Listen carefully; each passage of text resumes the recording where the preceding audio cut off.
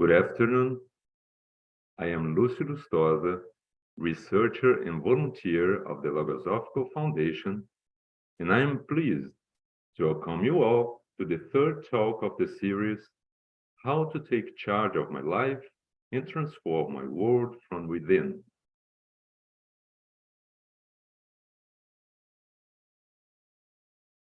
Before we start, in consideration of those who are making contact with Logosophy for the first time, I will make now a brief introduction about Logosophy and the Logosophical Foundation. Logosophy is a knowledge system designed by González Pecote, which aims to provide any human being with the resources to know surely and deeply our inner self and to undertake in ourselves the process of conscious evolution. Its study is open to any person, and the Logosophical books can be downloaded for free on the Logosophical Foundation website. To help Logosophical researchers join their self-improvement efforts and to teach the Logosophical method to those who want to initiate the study of Logosophy, in 1930 was founded the Logosophical Foundation, a non-profit organization with the sole objective of promoting the study and divulgation of Logosophy. Today, its activities, conducted by volunteers, are spread over 260 cities in 31 countries. The Logosophical Foundation also runs a chain of elementary and secondary schools with 14 branches in 3 countries. In Logosophical schools, besides the traditional curriculum, the children and adolescents can experience the ethical philosophical concepts brought by Logosophy, favoring the full development of their physical, mental, moral, and spiritual aptitudes, which has been shown to result in individuals who are conscious of their responsibility before its own life, the society in which they live, and the world. If you would like to try the Logosophical study or only take part in a free course about Logosophy, you can scan the QR code on the screen or visit our website. Our speaker today, Ursula Mello, holds a PhD in economics and is a researcher and professor at the Catholic University of Rio de Janeiro and the Barcelona School of Economics. And, of course, she is a researcher of Logosophy at the Logosophical Foundation. Ursula will cover the topic, Searching for the True Meaning of Life. Welcome, Ursula. The floor is yours.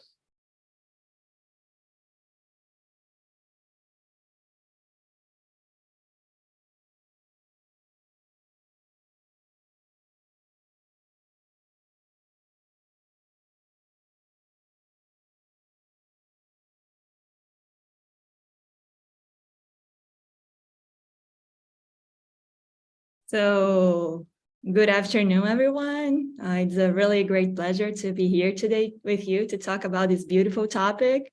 So I'm Ursula. As Lucio just said, I am an economist. I am a researcher and a professor of economics, but most importantly, I am also a researcher of Logosophy since 2015. So let's start on our topic of today. So this image really inspires me because since I was a child, I have always liked looking at the cosmos. It used to give, but it still gives me the feeling of immensity, of freedom, and the conviction that nothing is impossible. When I was little, that courage that used to arise when looking at the universe was channeled into a lot of questions, some of which I'm going to share with you now.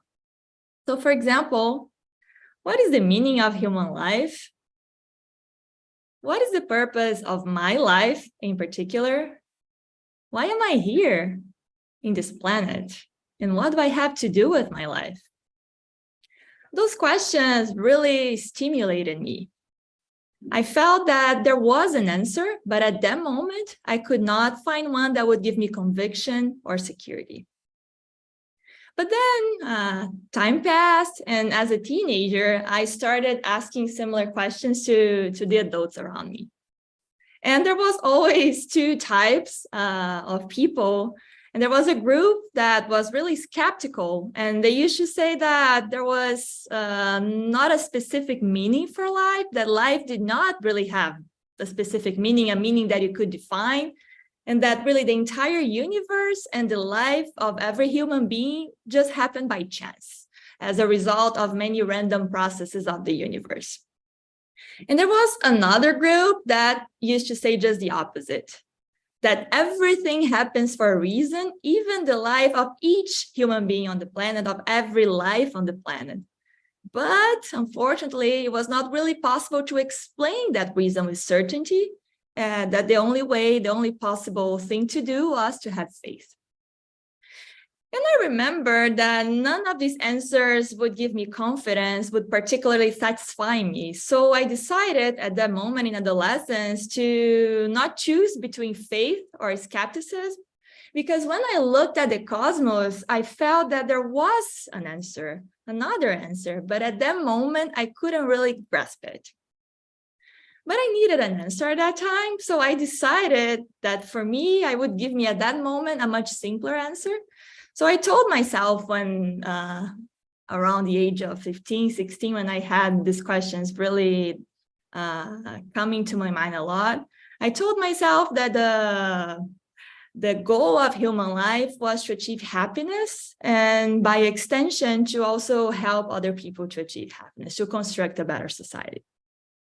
All right, I had the answer that I wanted, and then guided by that goal, I began to build an image of what happiness meant to me, right? So I asked myself, what do I need to be happy?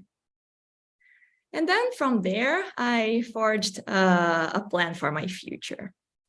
So that image of happiness for me had two main parts. So on the one hand, I looked for a career in which I could use my skills in a useful way for humanity. So I began then trying to achieve success in a respectful position in the profession that I chose for me. And the second part of this image of happiness for me involved my personal life, right? I wanted to cultivate personal ties, to build good friendships, to build a family in the future. So happiness for me meant to achieve these two things, these two complementary things. And up to here, everything sounds pretty normal, right? I believe that these are common aspirations for many individuals, especially at a young age. But of course, all of this was much easier to imagine than to actually achieve. But in pursuit of that image, I adjusted my whole life. I really transformed that image into a goal that I had to achieve in the future. And I really went forward, really had this as an objective, and I went for it. And in this process, I faced a lot of difficulties, both externally and internally. I faced these difficulties to improve myself, to carry out my plan. But then I was in a good trajectory towards that path, towards this image of what happiness meant to me. But at some point, when I was on a very good track, it felt like I was going to get everything that I wanted. At some point of this path, I stopped and I looked inside. And then something strange happened. I realized something. I saw that the more I advanced in the pursuit of what happiness meant to me, the less happy I actually felt. And I did not understand why. I had no idea. And then during this time, I was about 20-something. It was a very confusing period of my life. And around that time, I also started studying Logosophy. And Logosophy, from the start, brought me a lot of new concepts, taught me a new way of seeing life, And these new concepts that I started to learn, they were essential for me to try to little by little to understand that very confusing state that I was on. Because everything at that time seemed a paradox. So my question was, why could I not feel happy even after advancing on the path of what happiness meant to me?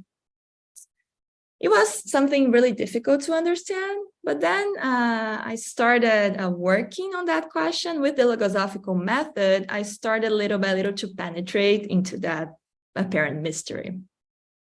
And then with a much calmer mind, after this really confusing state was, after it passed, I started working with the Logosophical method. And one thing that happened was that I felt again the awakening of those original questions that I've been asking myself since childhood about the meaning of life, and I'm going to bring them again. So I started asking myself again, what is the meaning of human life? What is the purpose of my life in particular? Why am I here on this planet? What do I have to do with my life? And at that moment, for the first time, I found what I thought to be a potential answer that was pretty different from the answers that I had given myself in childhood. I'm going to bring you a fragment of a book in Logosophy in which I saw what could be this answer. It says, Logosophy includes two powerful sources, which, when they unite and bond, lead man to accomplish the two aims of his existence: to evolve toward perfection and to constitute himself as a real contributor to humanity. One of these factors is the cognition that it offers to the human mind. The other is the affection that it teaches how to fulfill human hearts. So,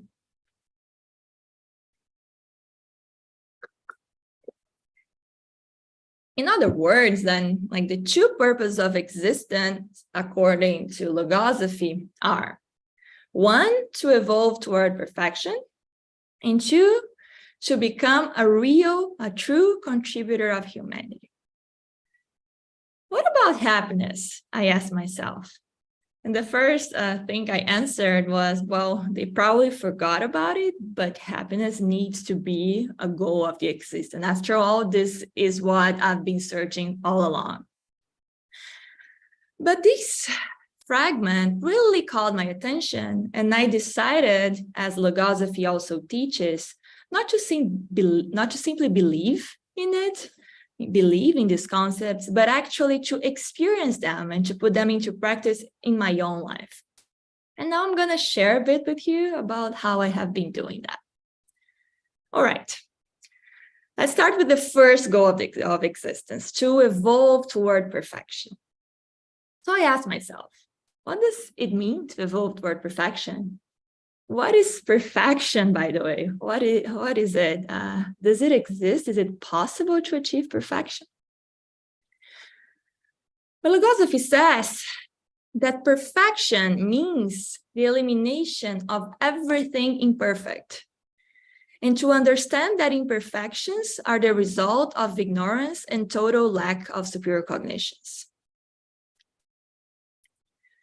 Perfection means something more. It is the gradual improvement by the individual of his conditions. For me, this was really interesting because perfection, according to Logosophy, is not something unattainable. I've always thought that perfection is impossible. No one is perfect. But what Logosophy is telling me, was saying to me, is that perfection was actually a process of gradual improvement of internal conditions in which, little by little, gradually, I could eliminate my weaknesses, my imperfections, through the only possible way, through knowledge. And then I looked at me and started to think about what aspects of me I would like to improve. There were many, but one of my great weaknesses that really bothered me was the lack of confidence that I had in myself.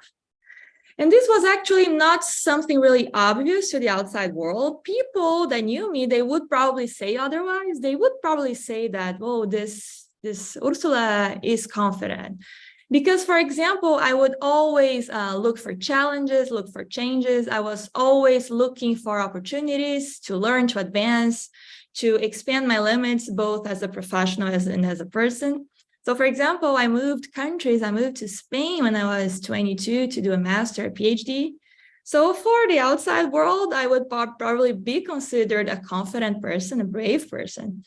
But internally, this was not how I felt. I knew I didn't feel like this.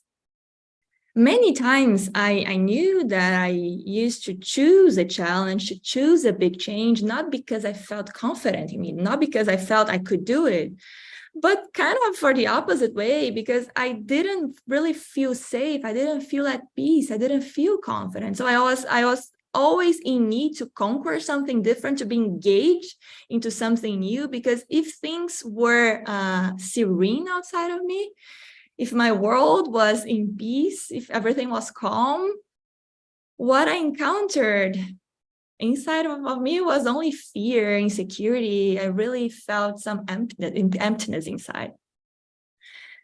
And then no one knew that, but I knew that. So when I started my path of conscious evolution with the Logosophical method, one of the things that I started working first was this lack of self-confidence. That was something that I wanted to improve.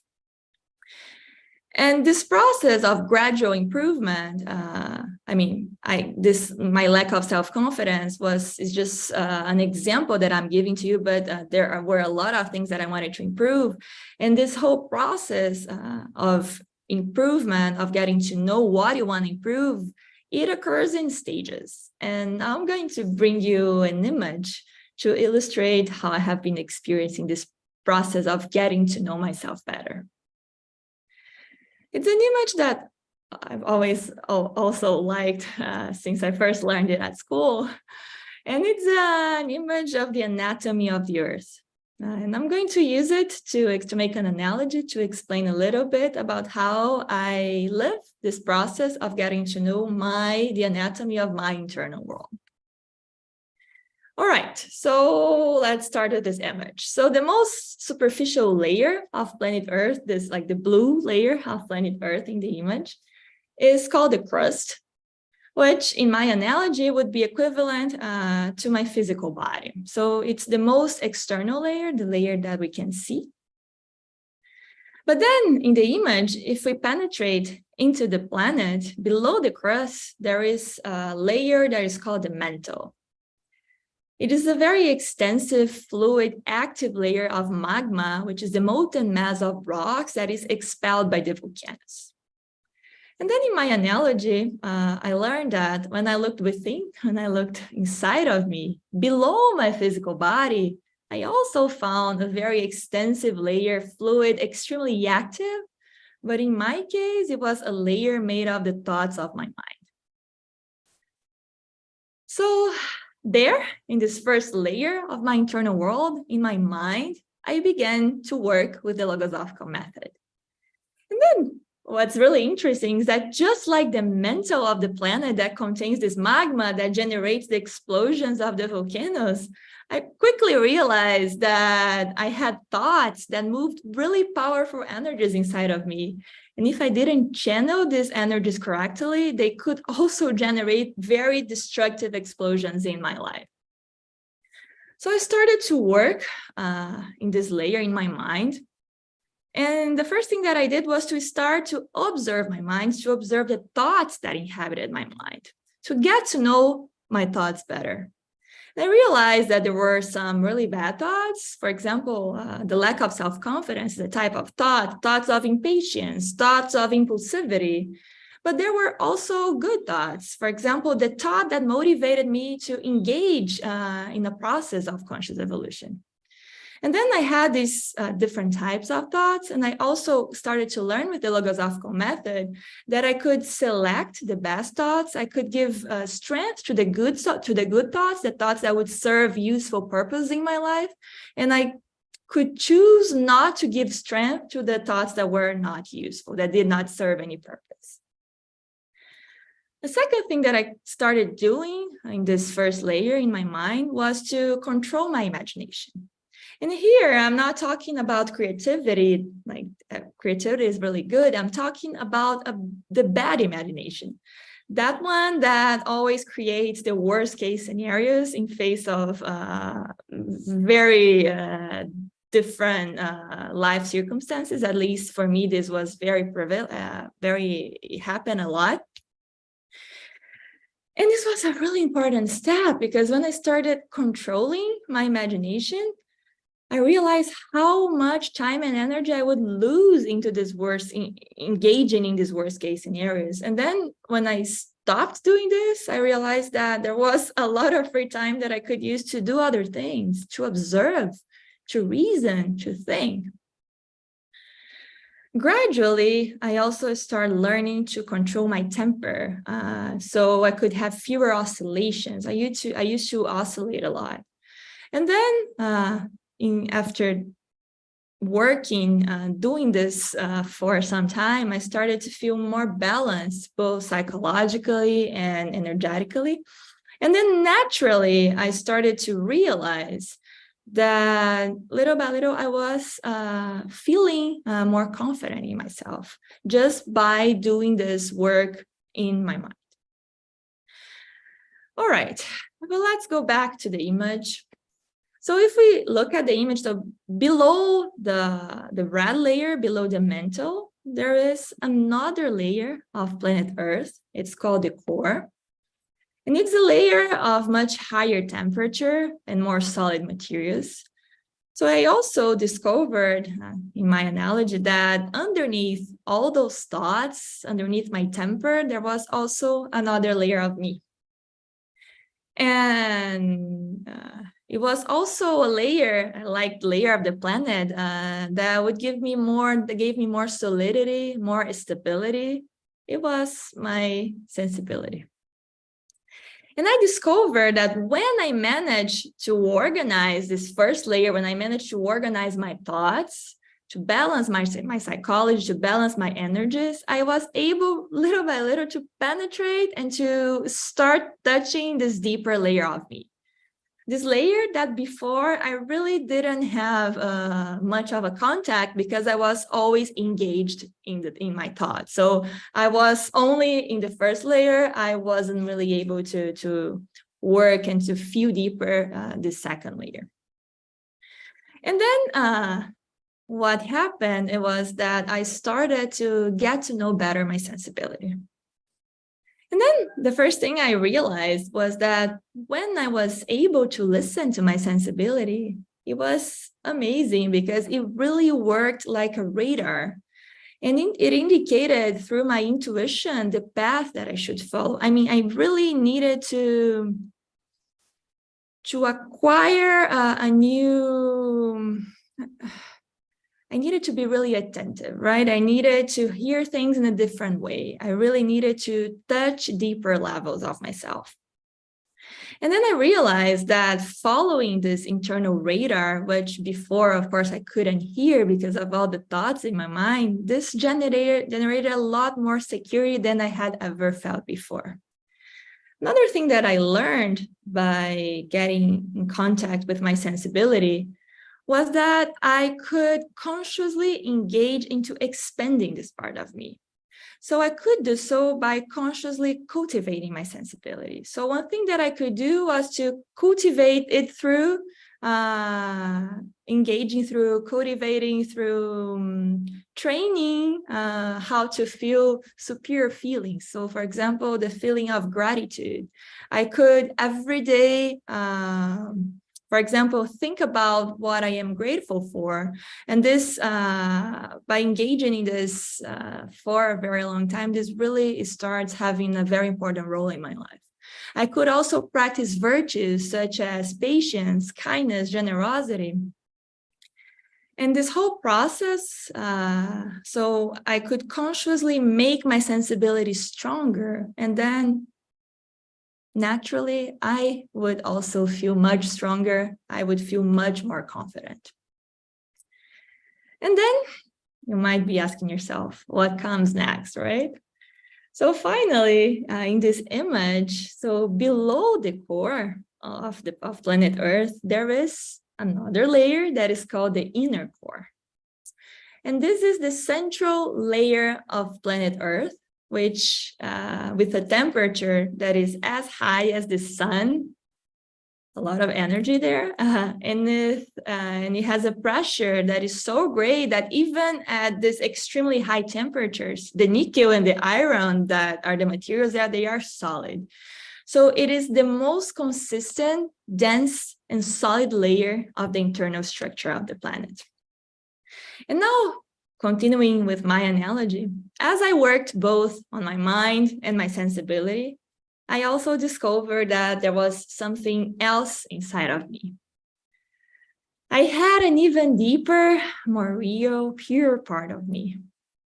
So little by little, I also started to reach my inner core, a part of me that was also what gave me consistency, solidity, security. It was the part of me that sustained my whole being. What is it? You might be asking. So it is my spiritual part, my divine part, my eternal part. And what I felt when I started to get in contact with my spiritual part that was really dormant before I started studying Logosophy, it was like feeling again the freedom that I felt in childhood. But now in a conscious way, because now I knew where this feeling came from. And then for the first time, I understood that those questions that came from inside of me when I looked at the cosmos as a child were actually the result of that spiritual nature that wanted to manifest. And that spiritual nature that made me feel since a young age that there was a greater reason for human life and for my life in particular. And then I also understood that this spiritual nature needs not only to be recognized, but it also needs to be nurtured. So as I could expand, for example, my sensibility, I could also expand and give strength to this spiritual part. But how? Through this process of conscious evolution that Logosophy teaches us how to do. And with the gradual nurturing of the spirit through knowledge, through not common knowledge, but transcendental knowledge, which is nothing else than this knowledge that leads us to this process of conscious evolution. And it is through this nurturing of the spirit with the transcendental knowledge that I could start feeling much deeper emotions than I had ever felt before, much superior emotions, and a much, much growing confidence on my capacities and in myself in general. So it is by nurturing my spirit that I can find within myself the resources and values that I need to be confident, to be self-sufficient, and to start understanding what is the true meaning of life and the reasons behind the processes of the universe. And well,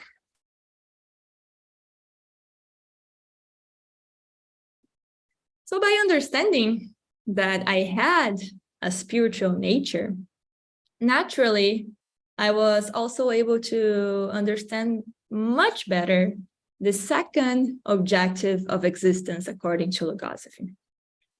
If you remember, the second objective of existence was to become a true contributor to humanity. So what does it mean for you to be a true contributor of humanity? And how can we become one? So then I started to realize that by logic, if I have a spiritual nature, a divine part within me, all human beings also have a spiritual part. And then I understood that the more connected that I felt with my divine part, naturally, I also connect more with this divine part, this true, this essential part of other human beings. And this is actually a really practical thing, because I understood that if I was more connected to my spiritual part, I became naturally more empathic, more understanding, more capable to really understand what the other person needs from me. And this gradually, if I can understand the needs of the others, the true needs of the others, then I will naturally become a true contributor of humanity. Another thing that really came naturally with the knowledge, with the contact to my spiritual part, was that I've started to become really more aware of all the goods that I receive daily, things from my own life, the greatest goods of all, my health, my family, a beautiful planet. And from that awareness of everything that I have, from this feeling of gratitude from within me, from this spiritual part, emerges naturally this will to extend the good to others. And how? By doing what I just said, by really creating true bonds with other individuals, because it is with this true bond that we can really understand what the other person needs in order for the other person to also engage in a process of self-betterment, to acquire capacities, to acquire resources, to become self-sufficient in their own time, with their own conditions, if that's what they want, of course. And then I've been practicing this becoming a true contributor of humanity every day in my daily life, in my own family, at work, becoming really aware that I can do it every day. And I want just to give you a very small example, but for example, I have a younger sister, and a while ago, she came to me for advice because she had a difficult career decision to make. I felt really pretty happy that my sister wanted to talk to me. And then I was able I had some time to think about what I wanted to share with her, because I had some time between when she wrote me and when I actually got to call her over the phone. And then I had this time to think about the elements that I wanted to give her with the very best that I had in me. And then consciously, I decided that in no way I would tell my sister what to do. I wouldn't say what I would do in her place or what I thought she should do, because I didn't want to take away from my sister the freedom and the responsibility of thinking for herself and making an important decision for her life. What I did instead was to bring reflections, to bring questions. I asked about her intuition, about what she felt in relation to each of the paths that she could follow. And then I encouraged her to make a brave decision, a decision that went beyond the list of pros and cons that we are really used to do.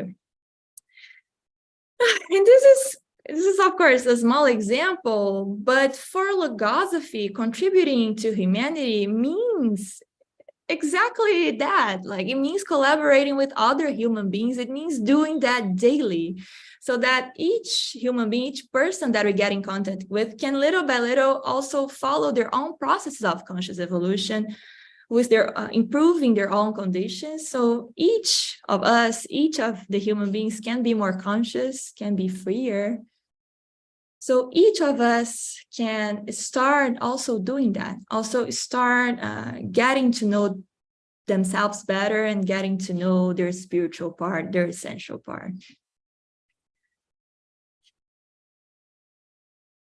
Today, more than ever before, humanity needs conscious human beings who can think and think well, to teach others to do the same, so that the peace and happiness that was lost could be restored to mankind.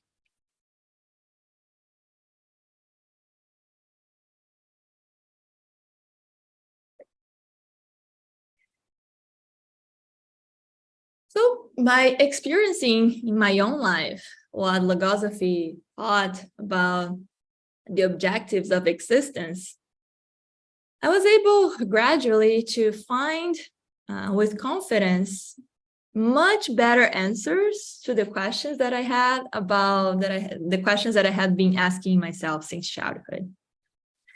Of course, I'm still expanding all those questions, but right now I have a much better answer than I had before.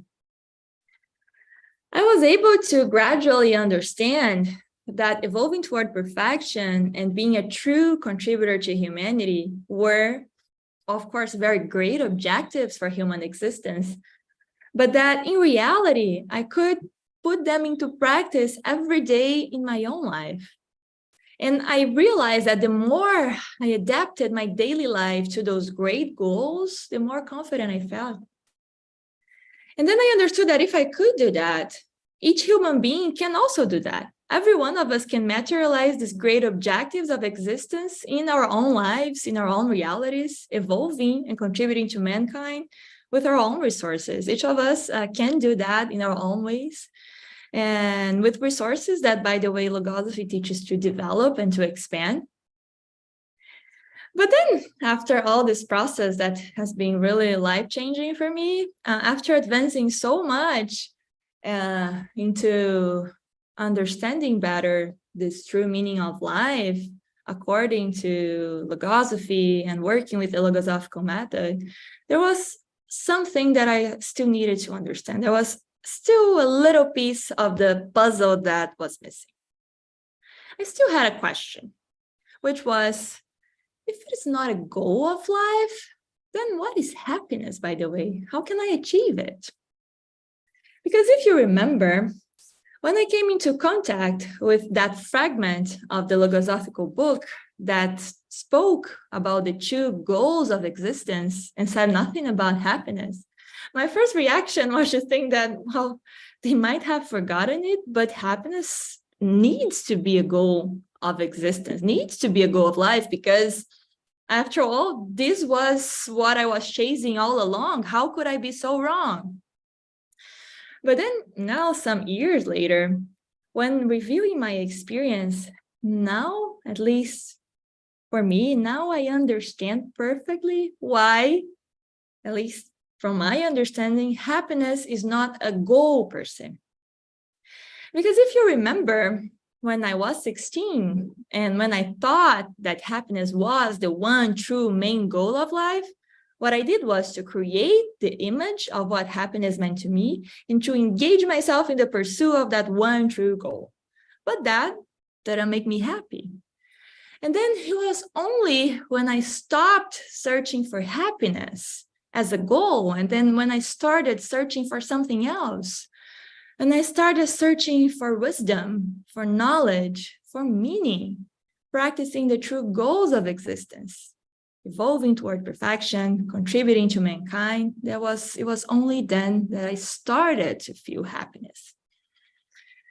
But it was another kind of happiness, a much broader happiness, purer, more permanent happiness. And all this experience made me understand that true happiness can only be found with the search for the true objectives of existence, that happiness is not a goal per se. Happiness is the result of life lived with purpose, of life lived with meaning.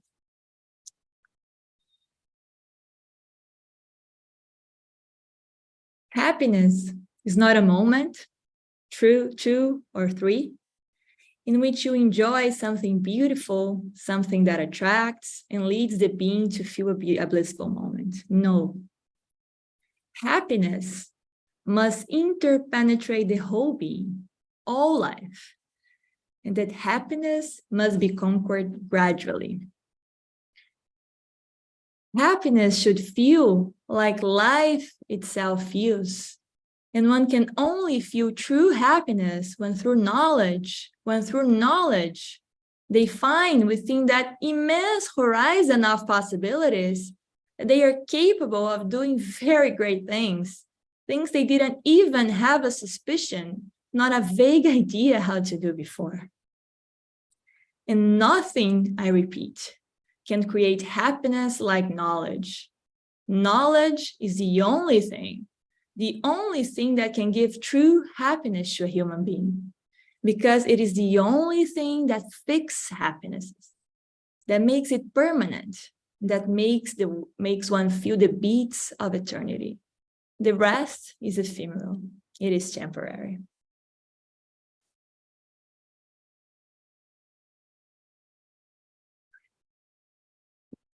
So with this, I finish my talk of today. And before we go, I would like to leave you with an invitation. So Logosophy tells us we must not believe in anything, that everything must be experienced, must be practiced in our own lives. So I wanted to invite everyone that is here today to experiment. So ask yourself questions, ask yourself these great questions of humanity, and seek for your own answers. Logosophy does not offer quick answers, but Logosophy offers a method, a safe path, so each one of us can decide which questions to ask. Each one of us can find our own answers in the only possible way, through knowledge, and in the only possible place inside of ourselves. So thank you very, very much for being here today. And if you want to know more about Logosophy, you can scan this QR code for a one-to-one information session. And thank you very much. It's been a great joy.